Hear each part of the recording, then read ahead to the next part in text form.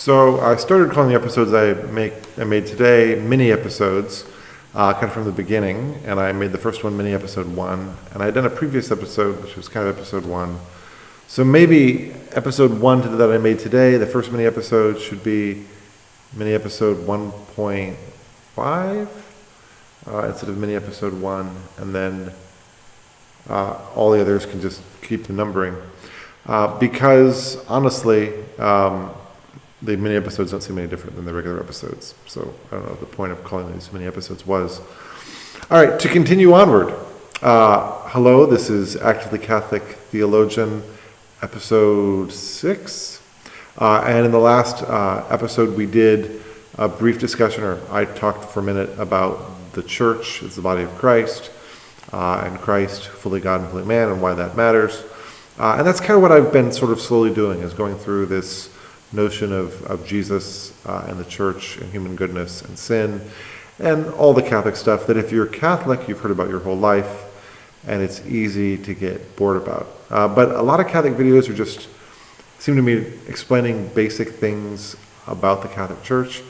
And what I really want to say is that a lot of being Catholic is having a particular kind of perspective about the world, about being open to both the goodness of the world and the fact that human beings sin, and the fact that we're not perfect because of this, but that we actually have just tremendous goodness about us already, and then we get Jesus Christ into our lives through the sacraments, through learning about Him, through His Spirit, and then we have this potential for something far greater.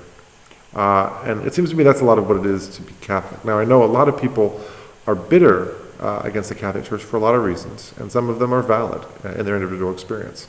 And I don't think it makes a lot of sense to deny that.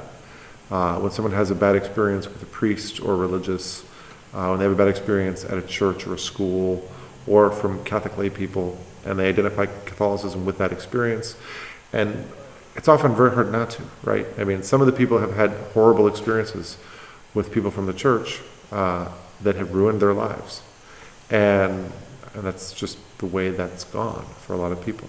And so in those circumstances, it's very hard to not acknowledge, wow, your experience, different than mine, really bad. I can see why you have the issues that you do. But there are a lot of other people who have relatively good experiences, and then they just kind of go off and do their own thing anyway. And that's a little bit more unfortunate. For whatever reason, the way God's grace touches us and allows us to have this relationship with Him, if we refuse it, we get to. We get to refuse God's love and a relationship with God and go off and do other things for our own reasons. And a lot of people, I think, in our society are formed to be that kind of person, those kind of people. It's very hard not to be, I think, with all the things we've got going on, with all the entertainment that we have, so much of which is very enjoyable, but a lot of which is very crass, and is sort of so quick and doesn't have a lot of depth to it. And so people become the kind of people that don't have a lot of depth. They don't want to think hard. They don't want to do the work of understanding an issue carefully. They just want something fun and quick that they can kind of spout off they already agree with because they haven't really thought about the other perspectives very carefully. As I said in bit video 1.5, this is on both the right and the left.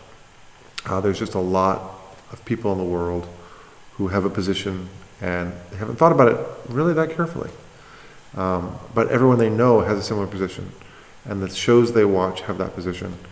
And so they have that position, and they become able to argue that position based on really poor logic a lot of times because it's reinforced through the media that they consume, through the people they know. They hear all the little bits, and they can make arguments that are halfway coherent without actually having really thought about those arguments very carefully.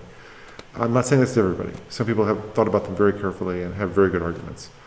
But on both sides, right and left, you get the others who have not. and it can create some issues. And as I said, I tend to side with both sides on certain things, and neither side on certain things, and one side against another on certain things. I'm not happy a lot of the times in these discussions, because people that I have a lot of agreement with on one issue have a lot of disagreement with on another, and I have to hold my tongue a lot, or just not weigh in when I want to, because I've unfortunately over time discovered that interfering doesn't help nearly as much as I always hope that it will. People to understand another point of view. So it's part of why I'm doing these.